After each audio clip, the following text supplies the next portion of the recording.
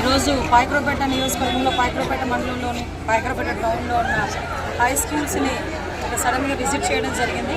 ఈరోజు government main high school అదేవిధంగా ఇక్కడ గర్ల్స్ హై స్కూల్ రెండింటినీ కూడా సడన్గా విజిట్ చేయడం జరిగింది. ఎందుకనంటే ఇక్కడ చుట్టుపక్కల గ్రామాల్లో ఎక్కడైనా చుట్టుపక్కల ప్రాంతాల్లో ఎక్కడైనా ఈ గాంజాయి సప్లై కానీ ఈ గాంజాయి సరఫరా కానీ జరుగుతుందా, లేకపోతే పిల్లలందరూ పరిస్థితి ఏంటి, వాళ్ళ మిడ్ డే మీల్స్ ఎలా ఉన్నాయి, వాళ్ళందరికీ సౌకర్యాలు బాగున్నాయా లేదా అనే ఉద్దేశంతో అవన్నీ వాళ్ళందరి దగ్గర తెలుసుకోవడానికి ఈరోజు 2 స్కూల్స్ రావడం జరిగింది. ఇప్పుడున్న విద్యార్థులందరూ కూడా కొన్ని ప్రాబ్లమ్స్ చెప్పున్నారు.